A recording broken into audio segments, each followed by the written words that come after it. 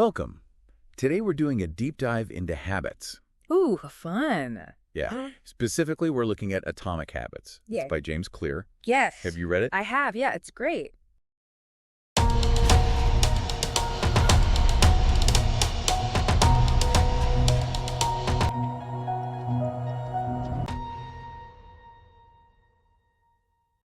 I really like this book. It was really practical. Yeah, it's super practical. And it wasn't just theory. No, definitely not. It's very, you can apply it right away to your life, which is what I really appreciated about it. Yeah. And what I like about it is that it kind of digs into the science behind habits. It does. But it makes it really easy to understand and apply. Mm-hmm. So it's like both insightful and practical, Yeah. which is a really cool mix. Yeah, absolutely. One of the things that really stood out to me was this idea of small changes can have a big impact over time. Totally. He calls it the plateau of latent potential. Oh, I love that. Yeah. And uses this analogy of an ice cube melting. Right. You can apply heat to an ice cube, and it's not really doing anything. Mm-hmm. And then it hits 32 degrees, and boom, it melts. Melts, yeah. So I think we often get discouraged when we don't see results right away Right. from our efforts. Absolutely. But he points out that those small daily actions are actually laying the groundwork Yeah. for significant change. You're building momentum even when you can't see it. Yes. Like a compound interest. Yes, it is. It's like compound interest for personal growth. Exactly. So this kind of leads into another idea he had, which is identity-based habits. Oh, yeah. This is good. So these are habits that are tied to our sense of self. Like who you believe you are Yes. impacts your actions. Yeah. He has this quote, "Behavior that is incongruent with the self will not last." It's so true. I mean, if you don't think you're a writer, you're not going to write. Right. It doesn't matter how many productivity hacks you have. Or if you see yourself as someone that prioritizes their health, you're more likely to make time for exercise and healthy eating. Absolutely. I mean, I even see this in like my own personal finances. I have a spending habit versus earning. Right. So there are certain identities that I'm trying to change, just like he says. Yeah. So that I have better habits. And it's interesting because I find that if you do something enough, Yeah. you start to believe it about yourself more. Totally. Yeah. So it's kind of like, almost like it can work the other way around too. You're reinforcing your beliefs Yeah. about yourself. Which is pretty powerful. Yeah. So it's like each action you take is a vote for the type of person you want to become. That's good. Yeah. I like that. So like instead of saying, I want to exercise more, you could say, I'm an active person. Mm-hmm. Or I'm the type of person that exercises. Yeah. Or I'm becoming, like changing the story we tell ourselves. Yeah. Now, the book dives deep into how habits actually work. It does. Breaks it down into what he calls the habit loop. The habit loop, You Garrett. familiar with this? Very much so. So it's a 4-stage cycle. Yep. Cue, craving, response, and reward. It's a cycle. Yeah. So first there's a cue, Right. which is a trigger. Like, let's say you're trying to build a habit of reading before bed. The cue could be like setting a book on your pillow in the morning. Oh, I like that. So when you go to bed, it's right there. Yeah. It's a visual reminder. And that triggers a craving. Right. A craving for the reward, Mm-hmm. which in this case could be like relaxation, mental stimulation, just the nice feeling you get when you read a good book Mm-hmm. before bed. And then the response, Yes. which is the actual habit itself. Picking up the book and reading. Right. And then the reward, Yes. which is that positive reinforcement, Right. which strengthens that habit loop. Yeah. Now, he emphasizes that if any of these stages are missing, Yeah. the habit won't stick, It's true. which makes sense. Mm-hmm. So I thought that was really interesting. Well, he describes the brain as a prediction machine. Oh, yeah. Tell me about that. Yeah. So it's constantly analyzing cues Uh-huh. in our environment to try to predict reward. Right. So it's like constantly trying to figure out how to get that reward. Exactly. Yeah. Yeah. It's looking for patterns. It's like it's trying to make sense of the world and find those shortcuts to those rewards. Yeah. And that explains why habits can feel so automatic. Yeah, you're on autopilot, Right. They're just Yeah. ingrained patterns. Yeah. It's like he uses this example of museum curators Right. who can spot a fake, Uh-huh. like a forged piece of art, without necessarily knowing the exact detail that's off. Wow. It's because they've seen so many real ones. Right. Their brain is just really good at predicting what a real one should look like. So anything that's a little off, it's like... It triggers an alert. Yeah, that's fascinating. Yeah, it's pretty cool. It's like it really highlights how powerful our brains are, right? It's like we underestimate. And so this understanding of the habit loop gives us a framework for not only building new habits, but also breaking bad ones. Exactly. Yeah. Like once you understand the mechanics, you can start to manipulate them to your advantage. So speaking of building new habits. Yes. He lays out 4 laws of behavior change to help you do just that. Okay. Make it obvious. Make it attractive. Yep. Make it easy. And make it satisfying. Yes. I like this. And so let's dive into these. Okay, let's do it. So let's start with making it obvious. All right. What are some strategies? All right. So one powerful technique is what he calls implementation intentions. Implementation intentions. Yeah. So instead of just saying, you know, I want to meditate more, which is very vague and kind of aspirational. Right. You create a specific plan. You're like, I will meditate for 10 minutes at 7 a.m. in my living room. Right. So you're not just hoping to meditate more. You're like, this is when I'm going to do it. This is where I'm going to do it. So you're giving your brain instructions. Very specific instructions. So it's not just this vague, I should do this at some point. Yeah, because our brains, you know, we think they're smart, but they need very specific instructions. Yeah, that's a great point. Yeah. Another strategy is habit stacking. Oh, yeah, I love habit stacking. So this involves linking a new habit to an existing one. Yes. So let's say you want to start flossing more regularly, which a lot of us probably should be doing. Yes. So you could say, after I brush my teeth, I will floss. Right. So you're using an existing habit. Yeah, the momentum of an existing one to kind of kickstart a new one. You're leveraging the momentum of that existing habit to make it easier to add on the new one. So it's like building a chain reaction of good habits. Totally. Which I like that. Now, what about visual cues? Oh, visual cues are super helpful.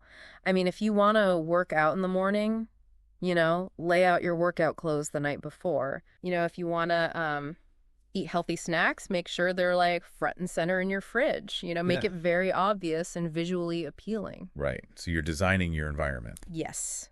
To work for you, not against you. Yeah. All right. So that was making it obvious. Now, what about making habits attractive?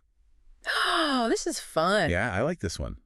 One strategy is temptation bundling. Temptation bundling. Yeah. So you're pairing something you want to do with something you need to do. So let's say you love, you know, watching reality TV, but you also know you need to work out. Okay. So you only allow yourself to watch reality TV while you're on the treadmill. That's a great idea. Yeah. So you're tapping into that existing motivation. Yes, exactly. To do the need to do. Yeah, you're bribing yourself in a healthy way. Right. In a healthy way with something you enjoy. Yeah, I actually do this with podcasts. Ooh, nice. I have certain podcasts that I only allow myself to listen to when I'm doing chores. That's a great idea. Works really well. It does, yeah. Because then it's like you turn something you might avoid into something you actually look forward to. Right, yeah.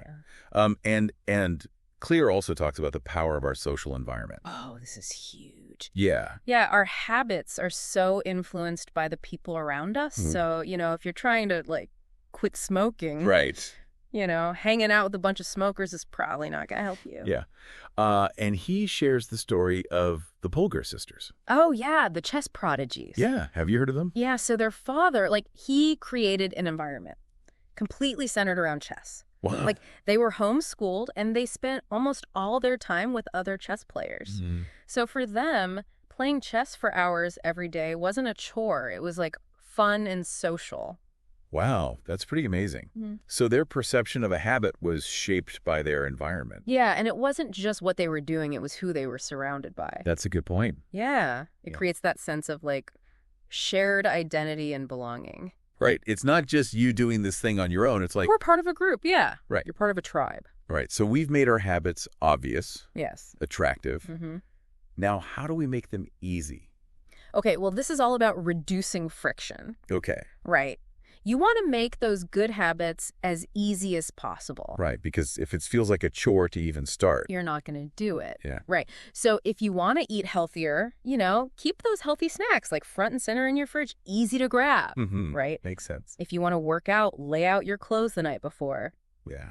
Or have your gym bag ready to go by the door. It's like you're lowering that barrier to entry. Exactly. So it's not so intimidating to start. Yeah, you're just making the path of least resistance. The good habit, Okay. not the bad one. Right. He also introduces this idea called the 2-minute rule. Oh, yeah, the 2-minute. Yeah. I love this. It's so simple but so effective. Yeah, tell me about it. So you basically scale down any new habit to a 2-minute version. Okay. So let's say you want to start writing every day. Mm-hmm. But, sitting down and trying to write a whole chapter feels really daunting. Right. So instead, you just commit to writing for 2 minutes. Okay. Just 2 minutes. That's it. And the idea there is just to, get started. Exactly. You just want to make starting as easy as possible because once you start, you're more likely to keep going. So it's not this huge, imposing, Hurdle. Yeah, it's just like a tiny little step. and you're tricking your brain a little bit You are. You're totally tricking your brain. into getting started. Yeah, because our brains, they're like, oh, 2 minutes. I can do that. Yeah. Okay, that makes a lot of sense. Now let's talk about making habits satisfying. Okay. Now this one, It's interesting. yes, it can feel counterintuitive because a lot of good habits Yeah. are associated with delayed gratification. Mm-hmm. So like exercise or saving money. Mm. You don't see the results right away. Right. You got to be in it for the long haul. Yeah. But he says that we can hack our brains a little bit Mm. by making the habit itself immediately satisfying. Right. What are some ways to do that?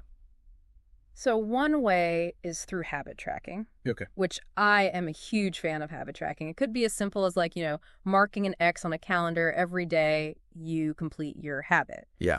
It's very simple, but visually seeing that chain of X's, you don't want to break the streak. Yeah, there's something very satisfying about that. It is. And, there are apps you can use. You can use a notebook, whatever works for you. But just having that visual representation of your progress is really motivating. I like that. It's like immediate visual proof Yeah. of your progress. Yeah, that you're doing the thing. Yeah. But now he also cautions against becoming too fixated on metrics. Right. Because we can get caught up in chasing the numbers. Yes. You can kind of lose sight of why you started the habit in the first place. Right. Like if you're just focused on hitting a certain number on the scale, but you're not actually feeling healthier or more energetic. Right. You're missing the point. Yeah. He calls this Goodhart's Law. Goodhart's Law. When a measure becomes a target, it ceases to be a good measure. So the metrics are just feedback. Right. Right. They're helpful to track your progress, but don't get so obsessed with the numbers that you lose sight of the bigger picture. The underlying goal. Exactly. Okay, so we've covered a lot of ground here. We've talked A about lot. the power of tiny changes, identity-based habits, that 4-stage habit loop, and then his 4 laws of behavior change make it obvious, attractive, easy, and satisfying. It's a lot to take in. It is. But this is just scratching the surface. Oh, yeah, there's so much more in the book. Yeah, and we're going to dive into even more strategies for building good habits and breaking bad ones. In the next part, we'll talk about finding your unique advantage, Ooh, that's good. the role of accountability, Very important. and how to stay motivated even when your willpower wanes. Which it inevitably does. Yeah. So, I'm looking forward to discussing that with you. Me too, me too. I'm excited for the next part. Welcome back to our deep dive into atomic habits. It's fun. It is. I'm really enjoying this. Me too. So in the first part, we unpacked some of the core concepts. Yeah. The power of tiny changes, the idea of identity-based habits, Right. the habit loop, those 4 laws of behavior change, making it obvious, attractive, easy, and satisfying. Hit all the highlights. We did. But there's still so much more to explore. Oh, so much more. Yeah, and I like how this book, it doesn't shy away from the realities of habit formation. It doesn't. It's very honest. Yeah, and that even with the best strategies in place, Mhm. we're all going to face moments when our motivation dips, Oh, for sure. life gets busy, Uh. willpower fades. So how does Atomic Habits address these inevitable slumps? It acknowledges that motivation fluctuates. Good. Even the most successful people have times when they just don't want to do the work. It's not about being superhuman. It's about, having systems and strategies in place for when those moments inevitably come. So it's not about never feeling unmotivated. Right, yeah. Yeah. It's about riding the waves Yeah. of motivation. Yeah. Are there any strategies in Atomic Habits for making it easier to stay motivated? Um, there are a lot of good ones. One that I found fascinating was the idea of variable rewards. Variable rewards. What Yeah. are those? So think about like video games Okay. or Yeah. slot machines, right? You don't know exactly when you're going to win, Right. which keeps you coming back for more. Keeps you engaged. Keeps you engaged. Yeah. And so it's that element of surprise and anticipation Right. that makes it exciting. But how do you apply that to like everyday habits? Well, you can, find ways to add variability to your routine. So instead of running the same route every day, Mhm. you might try exploring a different trail. Or, instead of cooking the same meals every week, Right. you might try a new recipe just to mix things up and keep it fresh. So it's about injecting that element of novelty. Yeah. Yeah, it keeps your brain guessing. Prevents it from getting bored. Right. It's Yeah. almost like we're talking about how our brain is constantly seeking those rewards. Yeah.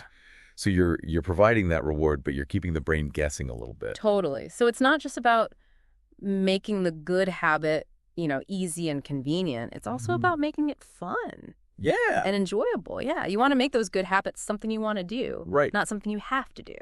And that leads to another important concept from Atomic Habits is this idea of finding your unique advantage. This is so good. Yeah. And he talks about the explore-exploit trade-off. Right. What does that mean?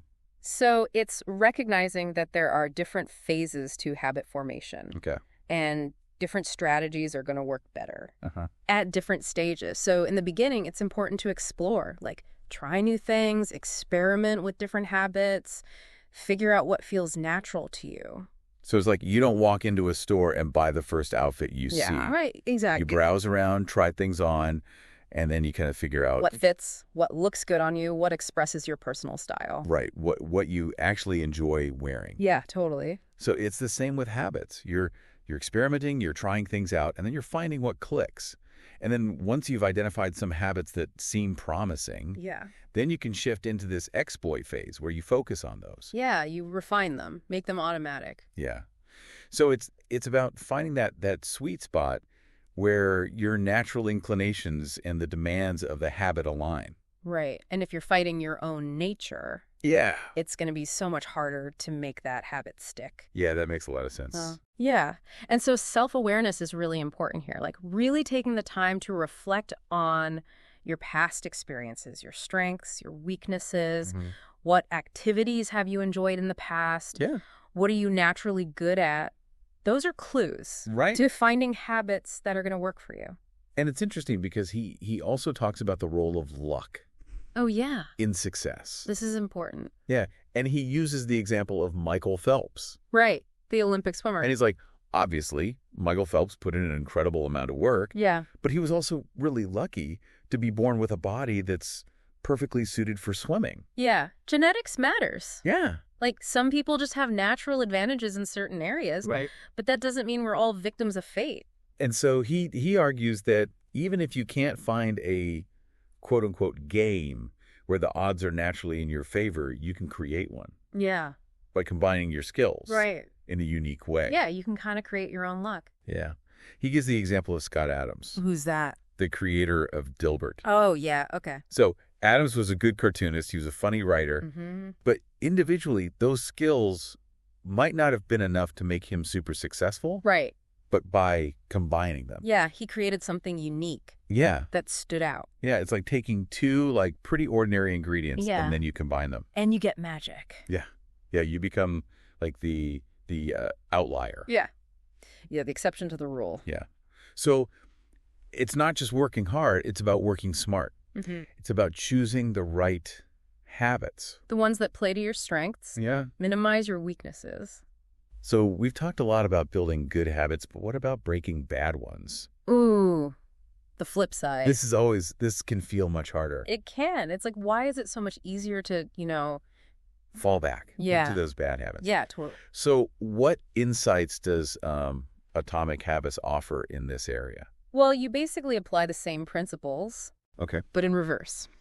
So instead of making good habits obvious, attractive, easy, and satisfying, you make bad habits invisible, unattractive, difficult, and unsatisfying. So you're just flipping the script Yeah. on those negative behaviors. Outsmarting yourself. Yeah.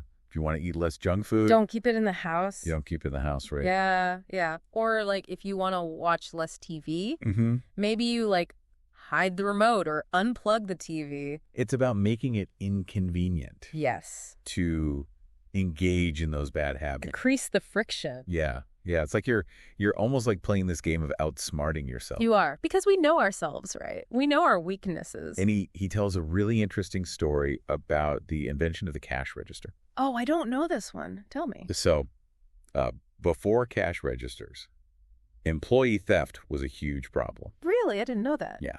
Yeah. So they invented the cash register, and it made it like practically impossible Oh, interesting. to steal because it automatically locked the cash Oh, smart. and receipts inside. So it wasn't about like changing employees' morals. It was about changing the system. Yeah. So they didn't have to rely on willpower. Yeah. To make the desired behavior automatic. They made it. Part of the So system. like the default. Yeah. That's a good example. So it highlights this idea that like a lot of times success is less about having like ironclad willpower Yeah. and more about designing your environment To support to you. support your goals. Yeah. Yeah. Because it's so much easier to resist temptation when it's not staring you in the face. Right. Yeah. Like out of sight, out of mind. Out of sight, out of mind. That's a real thing. Yeah. And he talks about like all kinds of creative ideas like using website blockers. Oh, yeah. Those are great. Or even like getting a friend to change your password. I've done that before. Yeah. So you're not tempted to spend hours on social media. Yeah. You got to get creative. It's about like removing those Yeah. Remove the temptation. temptations as much as possible. Yeah. If it's not there, you can't be tempted by it. Okay. Right. I like that. Right. And it goes beyond, just making those bad habits difficult. Mm-hmm. You also want to make good habits kind of inevitable. And this is where, like, commitment devices come in. Commitment devices. Okay. Tell me about those. Okay, so a commitment device is, like, a choice you make in the present. That controls your actions in the future. Okay. Right. So it's a way to, like, bind yourself to a good habit. Almost like you're giving yourself no other option. Yeah, totally. It's like, he gives this example of Victor Hugo, Okay. the author of Les Miserables. Mm-hmm. He was facing a writing deadline, Mm-hmm.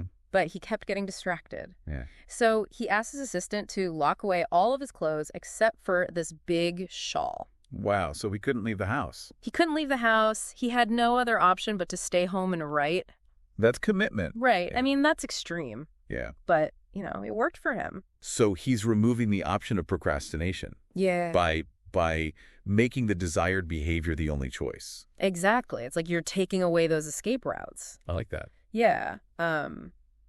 So yeah, it's like you said, it's all about like making those good habits obvious and attractive, making the bad habits invisible, unattractive, Right. and then creating systems that make good habits inevitable Yeah. and bad habits like nearly impossible. It's like you're creating this force field Yes. for positive change. You're setting yourself up for success. Yeah. Yeah. And so you're not relying on willpower. You're relying on strategy. Exactly. And that's really cool because then you're taking some of that pressure off yourself. Yeah.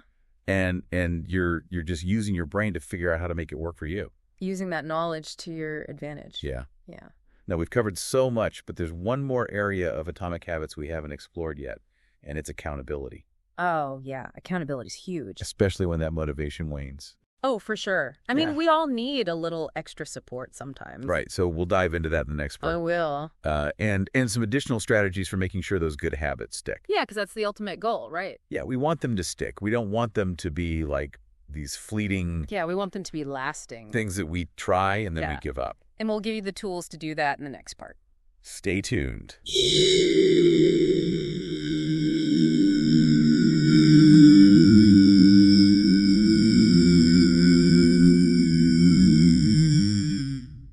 Welcome back to the final part of our deep dive into atomic habits. I'm excited to finish this up. Me too. So we've explored all these strategies We have. for building good habits and breaking bad ones. We talked about tiny changes, the habit loop, 4 laws of behavior change, finding your unique advantage, all that stuff. Yeah. But one of the key ingredients to lasting change is accountability. Oh, absolutely. Accountability is so important, especially when that motivation starts to, fade a little bit. Right? We all have those moments of weakness. I do. We're human. Where we're tempted to slip back Yeah, totally. into old patterns. So having someone or something to answer to can really help you stay on track, especially when your willpower is faltering. For sure, for sure.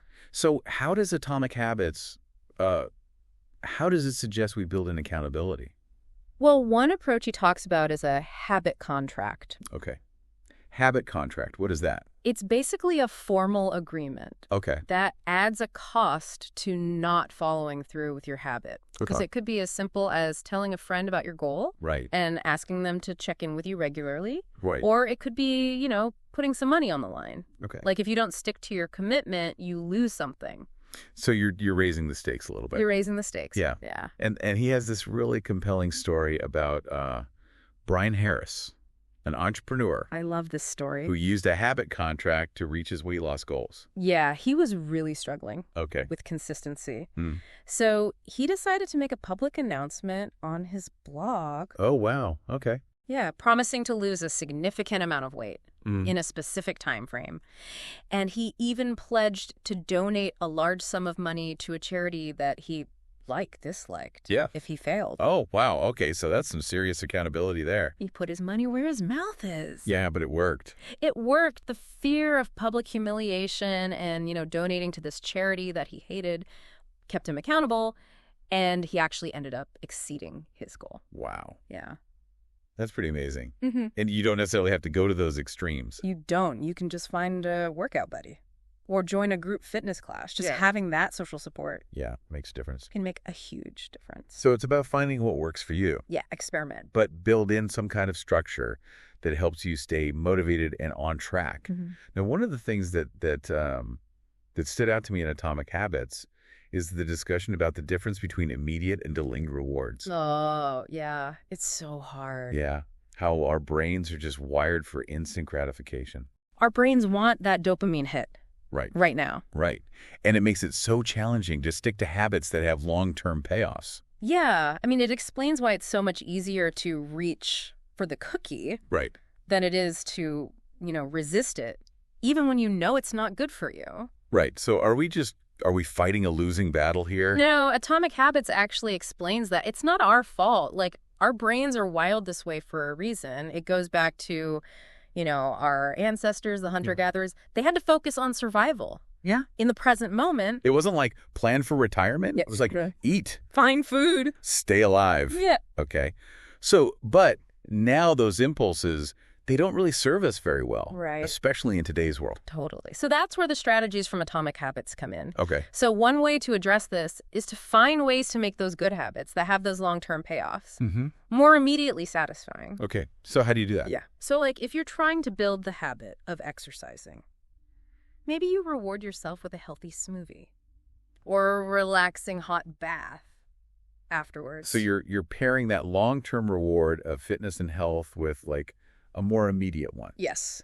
I like that. It doesn't have to be some big thing. It doesn't. It could be listening to your favorite music while you work out, just Yeah. something to make it more enjoyable in the moment. Make those good habits something you look forward to. Yeah. Not something you dread. So it's about reframing your thinking. Yes. Reframing is so powerful. So instead of seeing a healthy habit as a sacrifice, think of it as an opportunity. Okay, so like, for example, saving money. Yeah. Instead of like focusing on all the things you're giving up in the present, you focus on the freedom and security you're building Yeah. for your future. It's a mindset shift. Right. It's about focusing on the long-term benefits Yeah. instead of the short-term costs. He also talks about visualizing the long-term consequences of your choices. Oh, yeah. So, if you're tempted to skip a workout, you might imagine how sluggish and out of shape you'll feel if you keep making that choice. Or if you're about to splurge on something you don't really need. Right. You picture yourself struggling to pay your bills later on. So you're bringing those future consequences Into the present. into the present. Make them feel more real. So you're giving your present self a glimpse into the future. Exactly. Right. Like a little choose your own adventure situation. Yeah, I like that. It's almost like we're all driven by like logic and emotion. Totally. So you're addressing both sides of that equation. Now, Atomic Habits also touches on the broader context of habit formation Yes. and how our environment Yes. and our culture can influence our behaviors. This is huge. Yeah, it's easy to just blame yourself Yeah. for not sticking to your goals. But the reality is we're constantly bombarded With temptations. with all these temptations and distractions. Like everywhere you turn, there's something trying to get your attention. Right. And that makes it so much harder to stay on track. And he has this concept of supernormal stimuli. Oh, yeah, supernormal stimuli. This is a good one. So what are those? So these are like exaggerated versions of natural rewards Right. that kind of hijack our brains. So think about like junk food. Okay. It's engineered to be hyperpalatable, packed with sugar, salt, and fat. Way more than we would ever have encountered in nature. Right. So it's hitting all those like pleasure centers in our brain. But in the end, it's not actually good for us. No. And so it's the same with things like, social media, video games, Oh, yeah. even pornography. They offer these like really intense, immediate rewards. The dopamine rush. Right. Ah. And it's so easy to get hooked on that. Yeah, and it can be hard to break free from those patterns. Right. And so Atomic Habits argues that it's so important to be aware of these supernormal stimuli Mm. and to make conscious choices about how we interact with them. Yeah. We need to recognize that our environments, they can either support or sabotage our efforts Totally. to build good habits. So we have to take responsibility Mm. for shaping those environments. Right. Yeah, so it's not just like our own like willpower or lack thereof. Right. It's the environment we're in. Yeah. And he also has this concept of habit shaping. Habit shaping. Yeah. Yes. Tell me about that. So this is all about breaking down a desired habit into smaller, more manageable steps, Okay. and then gradually increasing the complexity. So it's like the old saying, how do you eat an elephant? One bite at a time. One bite at a Yeah, time, right? yeah. So you're not getting overwhelmed by the big picture. You're just focusing on that one step you can take right now. Yeah. He uses the example of like training a dog. Okay. You don't expect the dog to do like this complex trick perfectly right away. Right. Right. You got to break it down. You reward them for like each little improvement. So you're building in that positive reinforcement, Hmm. and you're celebrating those small wins. Yep. And those small wins add up. Just like the plateau of latent potential. Exactly. Yeah, those seemingly insignificant actions eventually lead to big changes. They do. It's pretty remarkable, actually, when you think about it. Yeah. The power of consistency. Well, I think that's a great note to end on. It is. We've explored so many amazing concepts from Atomic Habits. The power of tiny changes, the habit loop, the 4 laws of behavior change, finding your unique advantage, breaking bad habits, making those good habits inevitable, and even like navigating those challenges of instant gratification It's a lot. in a world of supernormal stimuli. It is. So this is one of those books it's insightful and actionable, It is. filled with so much practical wisdom that can really help anyone make positive changes. Yeah, I highly recommend it. It's one of those books that you can go back to again and again Right. and find something new. So if you're looking for a science-backed guide to building better habits and reaching your goals, I highly recommend checking it out. Yeah, me too. Me too. So until next time, remember that even small changes, when done consistently, can lead to remarkable results. They really can. So start small, stay consistent, and keep building those atomic habits. I love it.